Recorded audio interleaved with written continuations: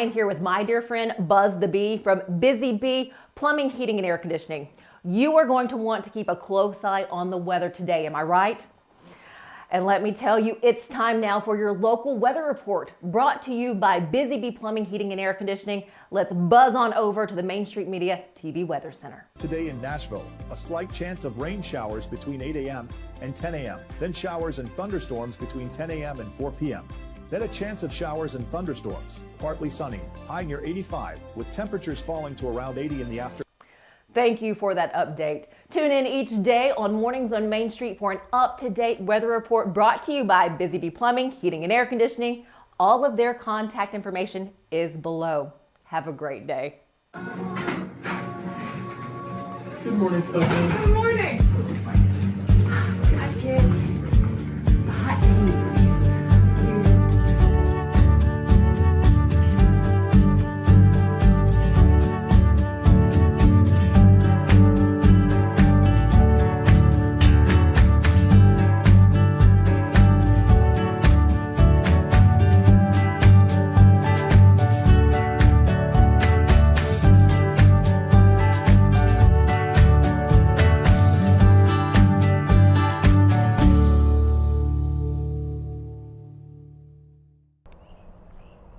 Welcome to Mornings on Main Street. I'm your host, Stefanie Miller. Coming up today, we highlight the powerful season finale for the Nashville Ballet.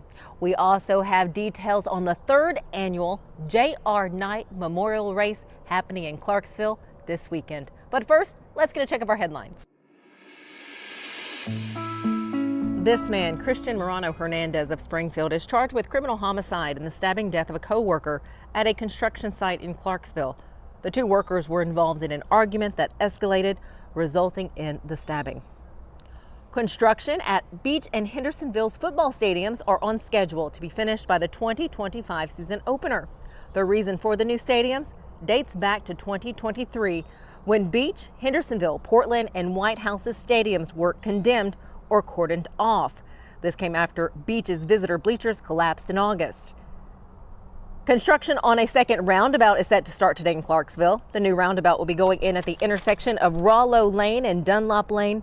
The project is part of a broader effort to enhance traffic safety and improve long-term roadway efficiency in a fast-growing part of the county. So Busy Bee is a very close-knit family. We fight just like every family does. We have arguments, but we always come out with a solution to the problems. We don't just fight about what we want, we fight about what customers need. We want to make sure that every customer we go to is more than satisfied. And that doesn't just start whenever we show up at their door, that starts when we show up every day at work.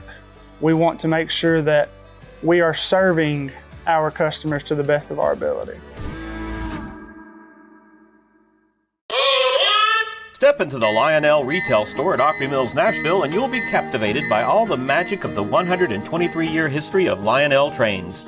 Whether you're already a train enthusiast or just getting started, Lionel will energize your love for trains. NASCAR fan? Come check out your local Lionel station to learn all there is to know about model trains and die-cast NASCAR collectibles. Visit nashville.lionel.com or call 615-455-9399. Welcome back to Mornings on Main Street. You know we love the Nashville Ballet, and they have a new production hitting the stage on May 2nd. And one of the pieces in this series is Erase the Night. And this is something that is incredibly special to artistic director and CEO Nick Mullikin here with the Nashville Ballet. This is a little bit of your past that's out there, which is an extremely vulnerable piece. My first question for you, well, first, thank you for sitting down with me. Thanks for having me. My first question is, after watching the dress rehearsal, after seeing the ballerinas perform this, what are you feeling? I think, when you do a work that's personal to yourself, you want to share the right amount, but at the same time, you want to make sure that the piece feels universal and that there's an impact that can resonate across more than just myself. And so actually what I spend most of my time doing is looking at everyone else's faces. And so I'm feeling that the artists themselves have connected with the work, and they're telling a story in such a way that more people than just those who have been directly impacted by addiction or substance abuse are going to be able to see something from the work. And I'm really proud of the way that the artists have tackled that. And it stopped feeling like my story. It started to feel like their story as I've been watching it, which has been a lot of fun. The story of mental health and addiction is a story that so many can relate to. Why did you feel like you wanted to take the time and put your story out there? It started actually, well, when I went through my time of dealing with the addiction and then my sort of process of recovery, I was alone. I didn't have a resource. I didn't want to tell anybody. I was scared to tell people. I thought they would judge me. I thought they would think I was weak or unfit for a position that I was striving to get to. And so it came, to me in a funny way when I first admitted that I was an alcoholic. The nurse that I was sitting across from at the time said, "Well, you're not alone." And in that moment, I felt like all of the weight fell off of my shoulders. This burden I had been carrying that I was so scared of sharing with anybody, all of a sudden felt like nothing. And during the last couple of years, I've had the chance to share with others what I've been through very quietly at times when they're confiding in me. And I watched that same weight fall off their shoulders. And I recognize now that I'm in a position of huge privilege and I'm super lucky to be here. And so what better way to say that you can overcome something and you can get better and you can be successful than to share a little piece of myself, to be vulnerable, to face judgment again, if it means that somebody else doesn't have to experience what I experienced. Can you go back and give us a little backstory on your history before this addiction and maybe what led up to that moment? So, I've, my entire life, I've watched drinking happen. I grew up in Wisconsin. We just called it a normal day. It was one of those things where alcoholism has run in my family, and I've been a part of a family that has struggled with it from top to bottom. And so for me, the use of alcohol didn't like one day just get bad. It just kept happening and happening and happening and happening. So it got to a spot where all of a sudden I was out of control, where I couldn't wake up in the morning without having a drink in order to function. And when that started to happen, I realized that my life was slipping away from me.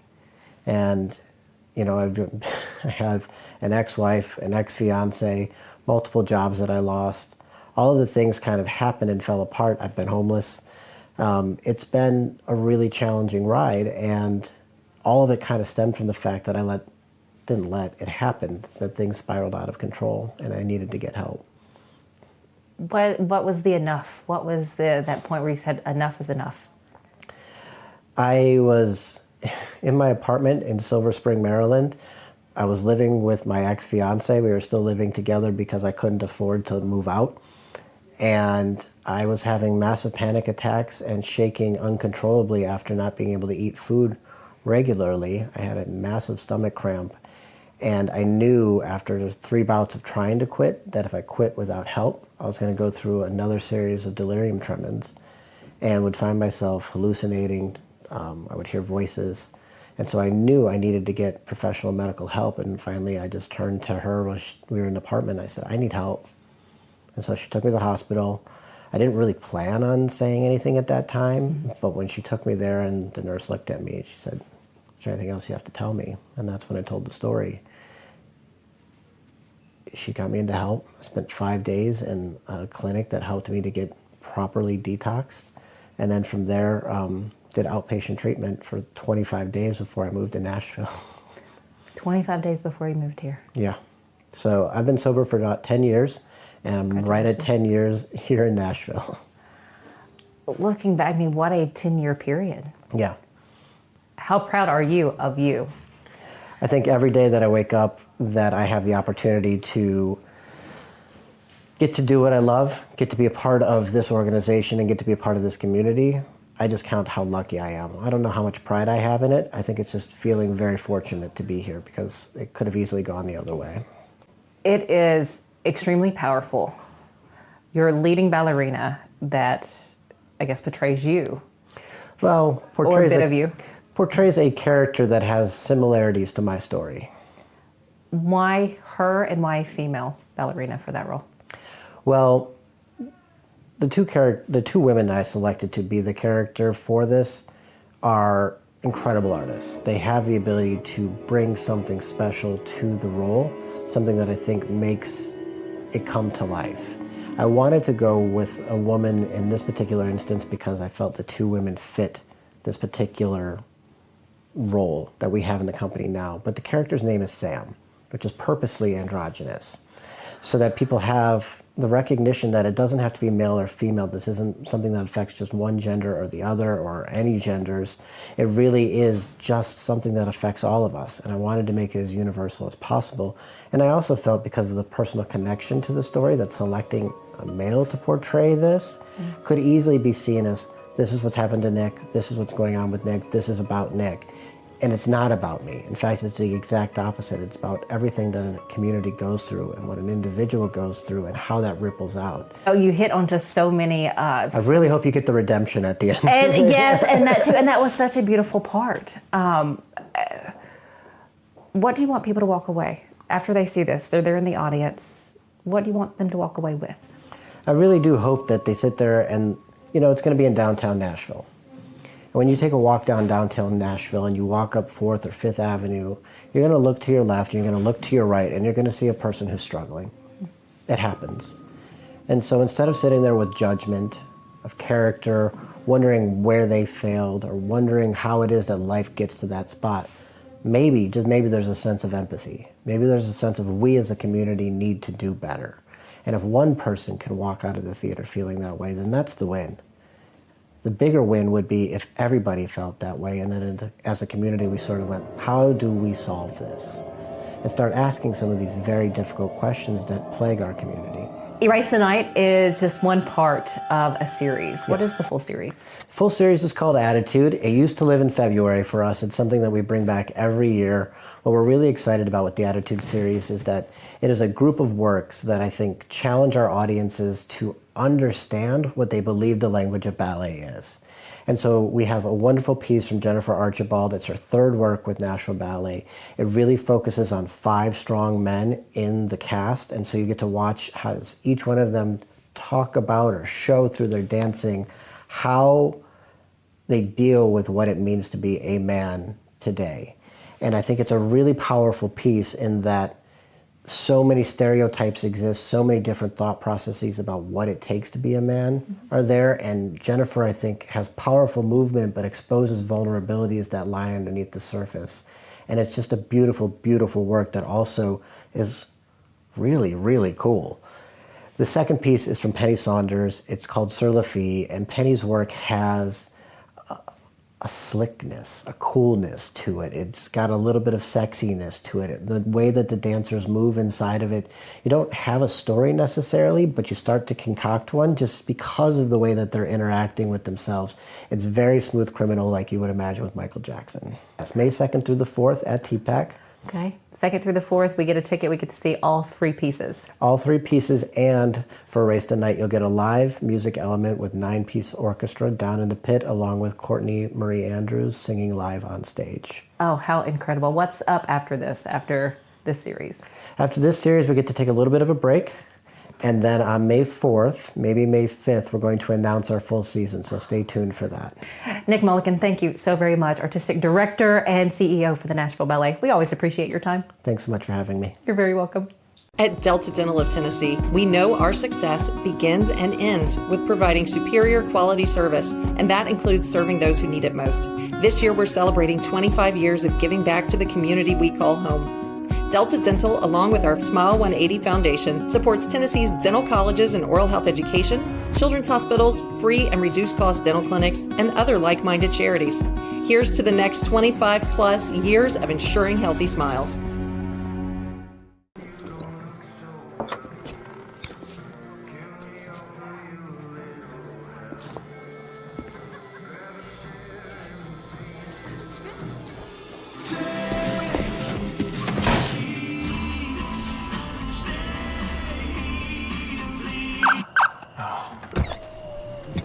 You're seeing the signs too, right? What signs? Remembering a son, brother, dad, friend, That is what the third annual JR Knight Memorial Race is all about. Joining us is his sister, who has organized this for the third year. We have Barbie Holder. Barbie, first, thanks, my friend, for being here. You're very welcome. Thank you for having me. You're welcome. So this is the third year. This is the third one. We did something small the year he passed away, but we didn't count that as the first because it was just a couple weeks after he passed. So it was just kind of like thrown together.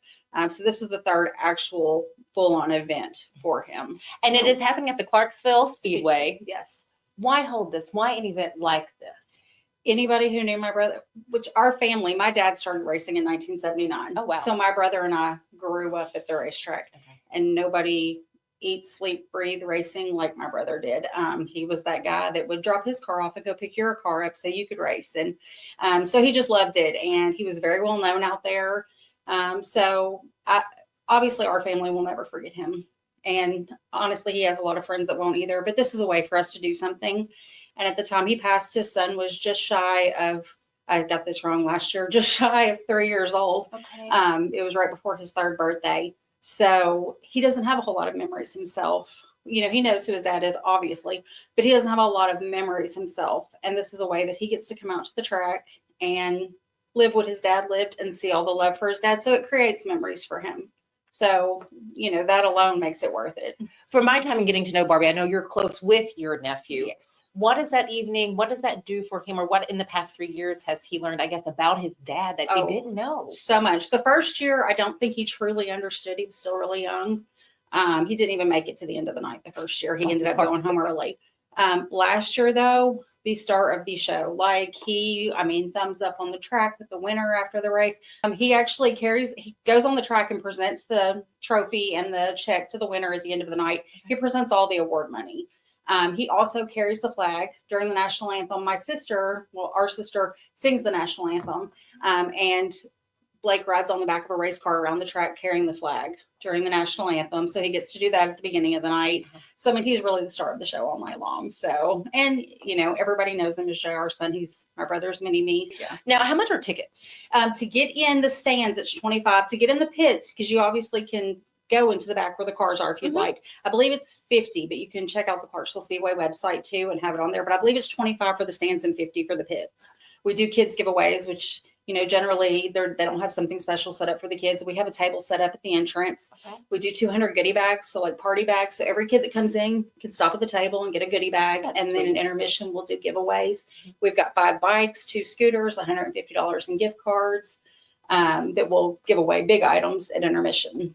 That's incredible. What a fun night. For people asking or wondering, okay, so where does this money go? When I pay to get in, where does that go? Well, the money to get in all goes to the track. And of course, that goes to pay for, just insurance, lights, and the payout for the field. Okay. But we sell shirts. This year we have only 2 colors, but they will look like this. We have a black and a red. Here we go. And then on the back, they list our sponsors. They'll have the prior year winners. We do sell these. We have a table set up next to the concession stand selling these. The shirts are $25 a piece. We have them ranging from a size 2T for kids all the way up to a 4X adult. The shirts are $25, and this year we added hats. So we have hats as well. The hats are $20. Everything that's made off the shirts and hats goes back to my nephew. If I can, yes, our sponsors. Oh, yes, go right ahead. And Ballet Construction, Ritter's Tax and Accounting Services, Bill Mays Homes, Michelle's Getaway 2, All American Cleaning and Restoration, H. Blackwell Construction, Trotter Construction, Ham's Lawn Care, Zach Harris Racing, Stars Dance Studio, Synergy Construction, Rogers Lawn and Landscaping, Cindy Stewart Jones, Pal's Home Repair, Wilson Printworks, Frank Car Racing, Rita Knight with Crowlike Realtors, obviously Clarksville Speedway, Bubba Black. He helped out a lot with the kids' goodie bags this year.